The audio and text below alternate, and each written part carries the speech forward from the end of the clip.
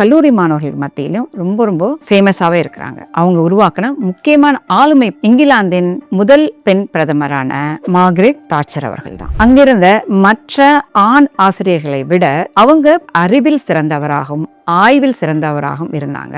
இது மட்டும் இல்லாம ஒரு 3 குழந்தைகளை பராமரித்து மாணவர்களுக்கு பாடம் நடத்தி ஆய்விலும் இவ்வளவு திறம்பட இருக்கிற ஒரு பெண்ணால முடியும். மார்கரெட் அவர்கள் அதிகாரப்பூர்வமான குடியிருப்பான 10 டவுனிங் ஸ்ட்ரீட் பிரதம மந்திரி இல்லத்திற்கு குடி போகும் பொழுது அவர் மாட்டின மிக முக்கியமான புகைப்படங்கள்ல ஒன்று அவங்க புகைப்படமும். அவர்கள் இருவருக்கும் இருந்த நட்புங்கிறது கடைசி காலம் வரைக்கும் அப்படியே தொடர்ந்தது. அவங்களுக்கு நோபல் பரிசு 1964 கொடுத்துட்டாங்க சொல்லி. இந்த நேரத்துல வியட்நாம் மேல அமெரிக்கா போர் தொடுக்குது. அவங்க ஒரு அறிவியல் அறிஞர். அவங்க போக வேண்டிய அவசியமே கிடையாது. ஆனா அவங்க உலக அமைதிக்காகவும் பாடுபட்டவங்க அப்படிங்கிறது தான். இந்த உலக அமைதிக்கான முயற்சியில அவங்க எப்படியோ ரொம்ப கஷ்டப்பட்டு ரொம்ப சுத்தி கித்தி நேரடியா போக முடியாது, சுத்தி கித்தி அவங்க போயிட்டு அப்போ வேதியியல்ல நோபல் பரிசு பெற்ற ஒரே பெண் ஆளுமையா அவங்க மட்டும்தான் இருக்காங்க. ஹாய், லெட்ஸ் சயின்ஸ் நேயர்களுக்கு வணக்கம். சர்வதேச உழைக்கும் மகளிர் தின வாழ்த்துக்கள். இந்த ஆண்டு சர்வதேச மகளிர் தினத்திற்கான செய்தியாக கிவ் டு கெயின் என்று கொடுக்கப்பட்டிருக்கிறது. அதாவது கொடுத்து அதனால் பலனடையுங்கள் என்பது. பாலின சமத்துவத்தை பேணுவதற்காக மிக அதிகமாக தாராளமாக கொடுக்கவும், பாலின சமத்துவத்தை பேணுங்கள், அதன் மூலமாக உலக பொருளாதார வளர்ச்சிக்கு பெண்களின் பங்கு அதிகமாக இருக்கும் என்பதுதான். மற்ற அனைத்து துறைகளையும் விட பெண்களின் பங்களிப்பு எதுல ரொம்ப குறைவா இருக்கு அப்படின்னு கேட்டீங்கன்னா ஸ்டெம் அப்படின்னு சொல்லப்படக்கூடிய science, technology, engineering and mathematics, இதுல தான் மிக மிக குறைவா பெண்களின் பங்களிப்பு இருக்கு. நோபல் பரிசு மற்றும் உயர் பதவிகளில் பெண்களின் பங்கெடுப்பு மிக மிக குறைவாகவே இருக்கிறது. அந்த நோபல் பரிசுலையும் அறிவியலில் ரொம்பவே கம்மியா இருக்கு அப்படிங்கிறதா நிதர்சனமான உண்மை. இத்தனை ஆண்டுகள் கடந்ததுக்கு அப்புறமும் கூட இப்படியே நீங்க புலம்பிக்கிட்டே இருக்க போறீங்களா அப்படின்னு கேட்டீங்கன்னா இல்லை. இதுக்கான மாற்றத்தை விளைவிக்கக்கூடிய பெண்களை பற்றி தான் பேச போறோம். இன்றைக்கு ஒரு அறிவியல் அறிஞரை பத்தி பேச போறோம். அவங்க வேதியியல்ல நோபல் பரிசு வாங்கியிருக்காங்க. யாருன்னு உங்களால யோசிக்க முடியுதா? நிச்சயமா நீங்கெல்லாம் ரொம்ப நிறைய பேர் மேரி கியூரி தான் யோசிச்சிருப்பீங்க, அல்லது அவங்களோட பொண்ணு ஐரின் கியூரியை பத்தி தான் யோசிச்சிருப்பீங்க. ஏன்னா எல்லாருக்கும் தெரிஞ்ச 2 பேர் அவங்க தான். அதை தாண்டி வேற யாரையும் தெரியாது. அதுல யாரோட தப்பும் இல்லை. இது வரைக்கும் நோபல் பரிசு பெண்களுக்கு வேதியியல்ல மொத்தம் 7 முறை தான் வழங்கப்பட்டிருக்கு. 2022, 2020, 2018, 2019, 1964, 1935, 1911 மேரி கியூரிக்கு ஐரின் கியூரி கொடுக்கப்பட்டாங்க. அமைதி எத்தனை இடத்திலும் நிலவ வேண்டும், அன்பு எல்லா இடத்திலும் பரவ வேண்டும் அப்படிங்கிற ஒரு வாழ்நாள் குறிக்கோளோட வாழ்ந்து முடிஞ்ச ஒரு அறிவியல் அறிஞரை பத்தி தான் நம்ம பேச போறோம். அவங்க பேரு டோரத்தி க்ரோஃபிட் ஹாட்ச்கின். இவங்க எக்ஸ்ரே கிறிஸ்டலோகிராஃபி அப்படிங்கிற டெக்னிக் அந்த காலத்துல முதல்ல புதுசா வந்த அந்த டெக்னிக்கையும், அதற்கப்புறம் கம்ப்யூட்டரை வச்சு கால்குலேஷன்ஸ் எல்லாம் போட்டு வேதியியலை ஒரு புரட்சிகரமான மாற்றமா மாற்றிருந்தவங்க. அவங்க எக்ஸ்ரே கிறிஸ்டலோகிராஃபி முறையை பயன்படுத்தி மற்றவர்களால் செய்ய இயலாத வேலையை டாக்டர் டோரத்தி அவர்கள் செய்திருக்கிறார்கள். அவர் கண்டுபிடித்த மூலக்கூறுகளில் மிக முக்கியமானவை பெனிசிலின், 2வதாக விட்டமின் B12, 3வதாக யூனிசிலின். இந்த 3 மூலக்கூறு வடிவங்களின் கண்டுபிடிப்பும் மனித குலத்தில் பல நோய்களை தீர்ப்பதற்கு பயன்படுகின்றது. அப்புறம் அதுக்கும் மேல அவங்க ஒரு மிக பெரிய போராளி. அவங்களுடைய உடல் நலத்துல ஏற்பட்ட பிரச்சனைகளையும் தாண்டி அவங்க இதெல்லாம் சாதிச்சிருக்காங்க. அப்படிங்கறதான் எனக்கு அவங்க மேல இன்ஸ்பிரேஷன். முதல்ல நோபல் லாரன்ஸோட போட்டோஸ் எப்பயாவது பார்க்கும் பொழுது ஒருத்தவங்களோட கை கிட்டத்தட்ட நல்லா வளைஞ்சி, நம்ம மக்கள் ரொம்ப ஒல்லியா ரொம்ப ரொம்ப நீட்டா வளைஞ்சி கிளைஞ்சி ஒரு விரல்கள் இருந்தா எப்படி இருக்கும் பார்க்கறதுக்கே ஒரு டக்குன்னு ஒரு நடுக்கம் வரும். அப்படி ஒரு போட்டோகிராஃபை பார்த்து இவங்க நோபல் பரிசு வாங்கியிருக்காங்க அப்படின்னா யார் இவங்க, என்ன கண்டுபிடிச்சிருக்காங்க அப்படிங்கிறத நான் ரொம்ப நாளைக்கு முன்னாடி ஒரு 15-20 ஆண்டுகளுக்கு முன்னாடி நான் அதை பற்றி தேடி படிக்க ஆரம்பித்தேன். அதுக்கப்புறம் அவங்களை பற்றி அப்பப்போ நினச்சிக்கிட்டே இருக்கிறது உண்டு. நம்மளோட சேனல் வந்ததுலேருந்து ஒரு அறிவியல் அறிஞராக பேசணும் அப்படின்னு நினச்சிருக்கேன். இன்னைக்கு இவங்களை பற்றி பேசலாம். அதுவும் சர்வதேச உழைக்கும் மகளிர் தினத்தில் அவங்கள பற்றி பேசுறது ரொம்ப ரொம்ப ரொம்ப ஆப்டாக இருக்கும்னு நினைக்கிறேன். ஏங்க இந்த டோரத்தி மேரி க்ரோஃபிட் ஹாட்ச்கின் அப்படிங்கிற பற்றி தெரிஞ்சுக்கலாம். இவங்க 1910 கெய்ரோல ஈஜிப்ட்ல பிறக்கிறாங்க. அவங்க அப்பா அம்மா 2 பேரும் அந்த இடத்துல வேலை செஞ்சுட்டு இருக்காங்க. முதல் உலக போர் தொடங்கி முதல் உலக போர் நடந்துட்டு இருக்கிற காலகட்டத்துல குழந்தைகளை தங்களோட வச்சுக்கிறது சேஃப் இல்லை அப்படின்னு சொல்லிட்டு அவங்களுடைய தாத்தா பாட்டி வீட்டுக்கு அனுப்பிச்சிடுறாங்க. அவங்க தாத்தா பாட்டி கூட தான் வளர்றாங்க. ஆனா அவங்க அம்மா அப்பா 2 பேருமே, அதுவும் அவங்க அம்மா அவங்க ஒரு பாட்னிஸ்டும் அறிவியல் அறிஞரும் கூட, அவங்க அப்பா ஒரு ஆர்கியாலஜிஸ்டும் கூட, நிறைய பள்ளிகளுக்கு ஒரு தலைமை தாங்கியிருக்கிறார், காலேஜுக்கு தலைமை தாங்கியிருக்கிறார். அந்த மாதிரியான ஒரு படித்த குடும்பத்துல இருக்கிறாங்க. அவங்க 2 பேருமே வந்து பிள்ளைகளுடைய படிப்புக்காக ரொம்ப மெனக்கடுறாங்க. அதுவும் அவங்க அம்மா வந்து பாட்டனிஸ்ட். பிள்ளைகளோட மனசுல அறிவியல் சார்ந்த கருத்துக்களை விதைக்கிறாங்க. அறிவியல் மேல ஆர்வத்தை கொண்டு வராங்க.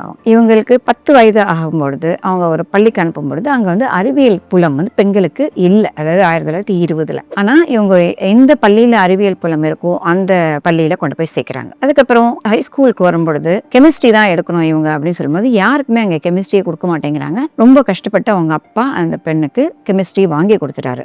வேதியியல் துறையை வாங்கி கொடுத்துட்டாரு. இவங்களும் இன்னும் ஒரு பெண் மட்டும்தான் அந்த வேதியியல் துறையில பங்கெடுத்துட்டு இருக்காங்க. மற்றவங்க அத்தனை பேருமே வேதியியல் படிப்பு இல்லாம அவங்களுக்கு எல்லாம் வந்து ஹோம் சயின்ஸ் தான் பள்ளியில பாடமா சொல்லி கொடுக்கப்பட்டிருக்கு. பெண்களுக்கு, ஆண்களுக்கு மட்டும்தான் அறிவியல், அதுவும் கெமிஸ்ட்ரி கற்றுக் கொடுக்கப்பட்டிருக்கு. அந்த காலத்துல பாருங்க உலகம் எந்த அளவுக்கு வேறுபாடு நிறைந்ததா இருக்கு. அந்த காலத்துல பெண்களுக்கு ஓட்டுரிமையும் கிடையாது. உங்களுக்கு சஃப்ரேஜ் மூமெண்ட்ஸ் பத்தி எல்லாம் தெரிஞ்சிருக்கும். பெண்கள் ஓட்டுரிமைக்காக போராடினது. பெண்களுக்கு வந்து படிப்பை வந்து நிறைய இடங்கள்ல லா படிக்க கூடாது, இந்த மாதிரியான விஷயங்கள்லாம் அமெரிக்காலும் இருந்திருக்கு. இது வந்து ஒரு சைட்லைன் இன்ஃபர்மேஷன் எனக்கு தெரிஞ்சுக்கோங்க. அப்போ டோரத்தி வந்து பள்ளியில அவங்க ஆய்வரங்கத்துல நடந்த விஷயம் வந்து அவங்க காப்பர் சல்ஃபேட் கரைசல் உண்டு பண்றாங்க, ஆலம் கரைசல் உண்டு பண்றாங்க. இது ரெண்டுத்திலும் வர கிறிஸ்டல்ஸை பார்த்து அவங்க கிறிஸ்டல்ஸ் மேல அவங்கள பத்தி சொல்லிக்கிட்டது என்னன்னா, என்னுடைய வாழ்க்கை வேதியியலுக்கானது அல்லது கிறிஸ்டல்ஸ்கானது, அந்த படிமங்களுக்கானது. கிறிஸ்டல்ஸ் வந்து தமிழ்ல படிமங்கள், அந்த படிமங்களுக்கானது அப்படிங்கிறது அன்றைக்கு தான் நான் உணர்ந்தேன் அப்படின்னு சொல்லிட்டு சொல்றாங்க. ஆக்ஸ்போர்ட் பல்கலைக்கழகத்துக்கு அவங்க வந்து நுழைவுத் தேர்வு எழுதணும் அப்படின்னும் பொழுது லத்தீன் மொழி வந்து முக்கியமான ஒரு பாடமா இருக்கு. ஆனா லத்தீன் மொழி பாடத்தை வந்து அவங்களோட பள்ளியில சொல்லிக் கொடுக்கல. அப்ப என்ன பண்றாங்க, அவங்க ஸ்கூல் பிரின்சிபல் வந்து நான் சொல்லிக் கொடுக்குறேன் அப்படின்னு சொல்லிட்டு அவங்க தனியா உட்கார்ந்து தனியா டோரதிக்கு லத்தீன் மொழியை சொல்லிக் கொடுக்குறாங்க. அட்லீஸ்ட் இந்த என்ட்ரன்ஸ் எக்ஸாம்ல பாஸ் பண்ணது. இவங்க என்ட்ரன்ஸ் எக்ஸாம் பாஸ் பண்ணிட்டு இது கம்பைன்டு யூஜிபிஜி பிஎஸ்சி எம்எஸ்சின்னு சொல்றோம் இல்லையா, நம்ம அந்த மாதிரியான under graduate and post graduate ரெண்டையுமே ஆக்ஸ்போர்ட் பல்கலைக்கழகத்துல தான் அவங்க பண்றாங்க. இந்த 1928 அவங்க அம்மா அப்பாவை போய் பார்க்க போறாங்க. அவங்க ஹைஸ்கூல் முடிச்சதுக்கு அப்புறமா என்ட்ரன்ஸ் எக்ஸாம் எழுதிட்டு அவங்க போய் பார்க்குறாங்க. அந்த நேரத்தில் இன்னைக்கு இருக்கிற ஜோர்டானுக்கு போறாங்க. அங்கே அவங்க அம்மா அப்பா செஞ்சுட்டு இருக்கிற வேலை, ஆர்கியாலஜிக்கல் வேலையை பார்க்குறாங்க. அங்கே இருக்கிற பேட்டர்ன்ஸ் எல்லாம் அவங்க வரைய சொல்றாங்க. அவங்க ரொம்ப நாள் நீண்ட நாள் அங்கேயே தங்கி அதை வரைகிறாங்க. அவங்க வரைஞ்சது அந்த அளவுக்கு துல்லியமா இருந்ததான் அந்த ஸ்கேல் டிராயிங்ஸ் எல்லாமே, சர்ச்சஸோடைய பேட்டர்ன்ஸ் எல்லாத்தையும் வரைகிறாங்க. அது இன்றைக்கும் ஏல் பல்கலைக்கழகத்தில் பாதுகாக்கப்பட்டு வந்திருக்கு. இவங்க இந்த இடத்துல வந்து 16 வயதுல அவங்க அம்மா அவங்களுக்கு ஒரு எக்ஸ்ரே கிறிஸ்டலோகிராஃபியை பத்தின புத்தகத்தை கொடுக்குறாங்க. அதுல என்ன சொல்றாருன்னா,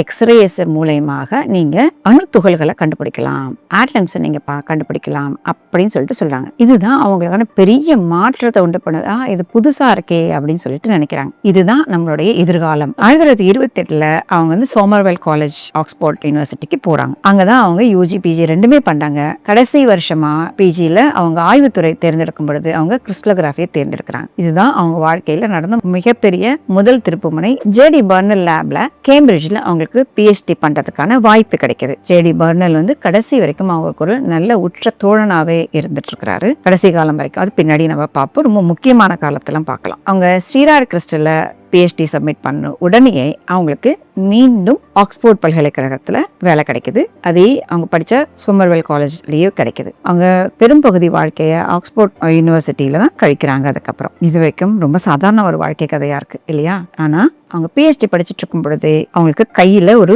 பிரச்சனை வருது. அந்த கையில பிரச்சனை என்ன அப்படிங்கிறது பாத்தீங்கன்னா, ஏதோ வலி இருக்குது அப்படின்னு சொல்லிட்டு டாக்டர்கிட்ட போறாங்க. எலும்பு லைட்டா வளைஞ்சிருக்கு, டெஸ்ட் பண்ணிட்டு வாங்க அப்படின்னு அனுப்புறாங்க. அவங்க பிஹெச்டி படிக்கிற வேகத்துல அது எல்லாத்தையும் கண்டுக்காம போயிட்டே இருக்கு அவங்களுடைய வாழ்க்கை. அதுக்கப்புறம் திருமணம் நடக்குது. திருமணத்துக்கு அப்புறம் முதல் குழந்தை பிறக்குது. அது 28 வயதுல. முதல் குழந்தை பிறந்த உடனடியாக அவங்களுக்கு உடல் முழுத வலிக்குது, எந்திரிச்சு உடை கூட மாற்ற முடியல, வேலைக்கு போக முடியல, ரொம்ப கஷ்டமா இருக்கு. அப்ப போய் செக் பண்ணும்போதுதான் சொல்றாங்க, இது 1938 உங்களுக்கு ருமட்டாய்டு ஆர்த்தரைட்டிஸ் வந்திருக்கு அப்படின்னு. நம்மள வந்து உடஞ்சு போயிடும் இல்ல.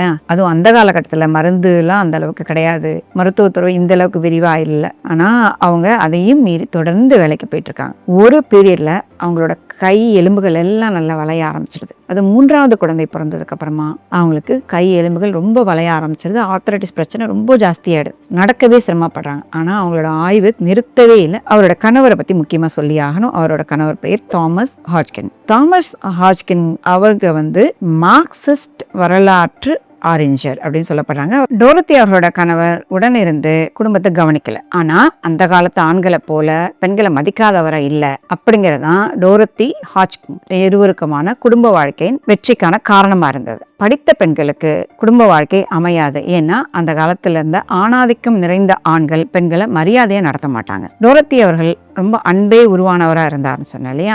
அவங்க கல்லூரி மாணவர்கள் மத்தியிலும் ரொம்ப ரொம்ப ஃபேமஸாவே இருக்கிறாங்க. இந்த நேரத்துல அவங்க உருவாக்கின முக்கியமான ஆளுமை பத்தியும் பேசிடலாம். அது வேற யாரும் இல்ல, இங்கிலாந்தின் முதல் பெண் பிரதமரான மார்கரெட் தாட்சர் அவர்கள் தான். மார்கரெட் தாட்சர் இளம் பெண்ணாக அவருடைய சொந்த ஊரை விட்டு முதல் முறையா வெளியில வந்து சோமர்வெல் கல்லூரியில கெமிஸ்ட்ரி படிக்க வராங்க. வேதியியல் படிக்கும் பொழுது அவங்க பார்த்த மிக முக்கியமான ஆளுமையா டோரத்தி அவர்கள் இருந்துட்டு இருக்காங்க. அந்த 4 ஆண்டுகள்ல ஒரு இளம் பெண்ணா வந்து அவங்க வளர்ந்த எதையும் சமாளிக்கும் திறமையுள்ள பெண்ணாக மாறி போறாங்க அப்படிங்கறத டோரத்தி அவர்கள் பார்த்துக்கிட்டே இருக்கிறாங்க. அந்த நேரத்துல அவங்களுக்கு 4ஆம் ஆண்டு ஆய்வு நடத்தணும் அப்படின்னும் பொழுது மார்கரெட் அவர்கள் தேர்ந்தெடுத்தது டோரத்தியோட லேப்ல தான். அங்கிருந்த மற்ற ஆண் ஆசிரியர்களை விட டோரத்தி அவர்கள் அறிவில் சிறந்தவராகவும் ஆய்வில் சிறந்தவராகவும் இருந்தாங்க. டோரத்தி அவர்களுடைய முயற்சியினால மார்கரெட் அவர்களுக்கு ஒரு ஃபெலோஷிப்பும் கிடைக்குது. இது மட்டும் இல்லாம ஒரு 3 குழந்தைகளை பராமரித்து மாணவர்களுக்கு பாடம் நடத்தி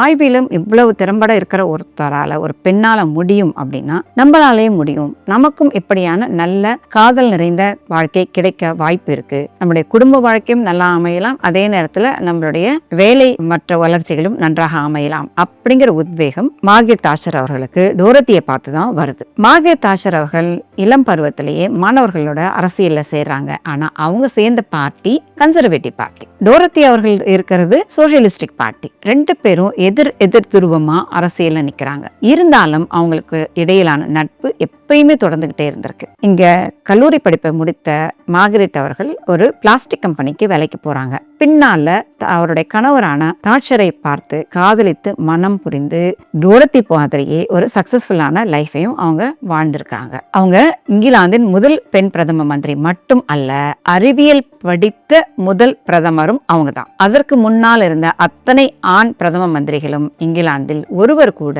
அறிவியல் படித்தவர் அல்ல. தான் அறிவியல் படித்து இந்த பதவிக்கு வந்ததை பற்றி மார்கரெட் அவர்களுக்கு மிகப்பெரிய பெருமை. அதுவும் டோரத்தி அவர்களுடன் அவருக்கு இருந்த நட்பை பற்றி மிகப்பெரிய பெருமையாகவே இருந்தது. மார்கரெட் அவர்கள் அதிகாரப்பூர்வமான குடியிருப்பான 10 டவுனிங் ஸ்ட்ரீட் பிரதம மந்திரி இல்லத்திற்கு குடி போகும் பொழுது அவர் மாட்டின மிக முக்கியமான புகைப்படங்கள்ல ஒன்று டோரத்தி அவர்களுடைய புகைப்படமும். அவர்கள் இருவருக்கும் இருந்த நட்புங்கிறது கடைசி காலம் வரைக்கும் அப்படியே தொடர்ந்தது.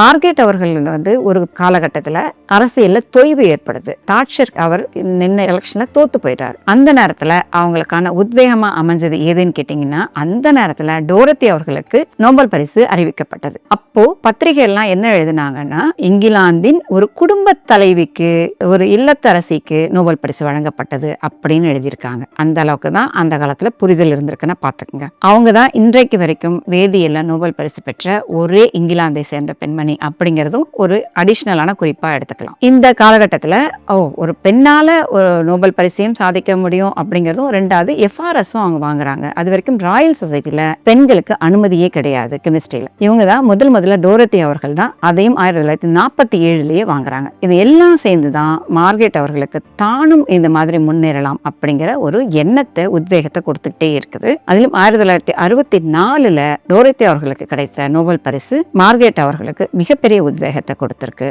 அதுக்கப்புறம் தான் அவங்க அரசியல்ல மீண்டும் தீவிரமாக ஈடுபடுறாங்க அப்படிங்கிற செய்தியும் இங்க சொல்லணும். இதுதான் அவங்களுக்கான இன்ஸ்பிரேஷனை மார்கரெட் தாட்சர் வச்சிட்டு இருக்காங்க. மார்கரெட் தாட்சருக்கும் டோரத்தி ஹாட்கின்ஸ் அவங்களுக்கும் இருந்த உறவு பத்தி ஒரு நாடகமே போட்டிருக்காங்க. அந்த நாடகம் மிகப்பெரிய வரவேற்பை பெற்றிருக்கு. அப்புறம் மார்கரெட் தாட்சர் பதவி ஏற்ற உடனே போய் அவங்க பார்த்தது டோரத்தி ஹாட்கின்ஸ் அவங்கள தான் போய் பார்க்குறாங்க. அதுக்கப்புறம் டோரத்தி ஹாட்கின்ஸ் வந்து இன்னொரு செலிப்ரேஷன்ல நோபல் பரிசுக்கு வாங்க போற இடத்துலையும் அவங்கள பார்த்து மார்கரெட் தாட்சர் அவங்க கிரீட் பண்ணுவாங்க. அது மார்கரெட் தாட்சருக்கும் டோரத்தி ஹாட்கின்ஸ் அவங்களுக்கும் இருந்த உறவு, ஆசிரியர் மாணவர் அப்படிங்கிற உறவை தாண்டி எனக்கான இன்ஸ்பிரேஷன் அவங்க தான் அப்படிங்கிற ஒரு இடமும். அடுத்தது டோரத்தி வந்து நிறைய நாடுகளுக்கு, எல்லா அறிவியல் அறிஞர்கள் நிறைய நாடுகளுக்கு பேப்பர் ப்ரெசன்டேஷனுக்கு போவோம், ஆய்வுகளில் ஏதாவது புது விஷயங்களை கற்றுக்கணும்னா போகும். அந்த மாதிரி போகும்பொழுது யாருமே ரஷ்யாவுக்கும் இவங்களுக்கும் உறவு இருந்துட்டு தான் இருக்கு அறிவியல் அறிஞர்கள். ஆனால் நிறைய பேர் போக மாட்டாங்க, அதுவும் பெண்கள்ங்கிறவங்க போகவே மாட்டாங்க. ஆனால் ரஷ்யாவுக்கும் இவங்க போயிட்டு வராங்க. அதுக்கப்புறம் அதை தொடர்ந்து சைனாவுக்கும் அவங்க போயிட்டு வந்திருக்காங்க.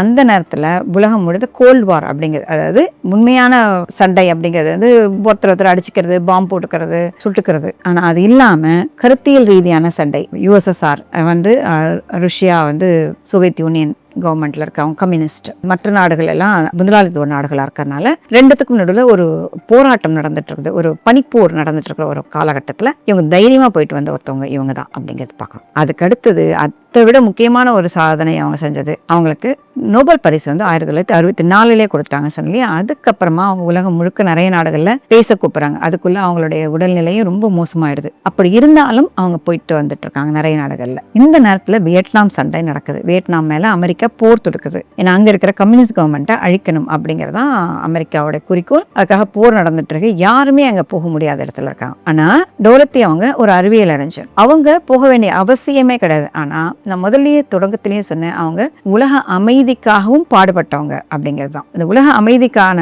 முயற்சியில அவங்க எப்படியோ ரொம்ப கஷ்டப்பட்டு, ரொம்ப சுத்தி கித்தி, நேரடியா போக முடியாது, சுத்தி கித்தி அவங்க போயிட்டு, அப்போ வேதியியல்ல நோபல் பரிசு பெற்ற ஒரே பெண் ஆளுமையா அவங்க மட்டும்தான் இருக்காங்க. ஏன்னா மேரி கியூரியும் ஐரன் கியூரியும் அந்த நேரத்துல அவங்க உயிரோட இல்லை. அப்போ இவங்க மட்டும்தான் இருக்காங்க அப்படின்னும் போது இது ஒரு முக்கியமான ஒரு கவனத்தை உலகம் முழுக்க ஈர்த்திருக்காங்க. டோரத்தி அவர்கள் அறிவியல் பூர்வமா செஞ்ச வேலைகளை பத்தி டெக்னிக்கலா அடுத்த வீடியோல பார்க்கலாம். அதற்கப்புறம் அவங்க உலக அமைதிக்காக செய்த பணிகளை பத்தியும் பார்க்கலாம்.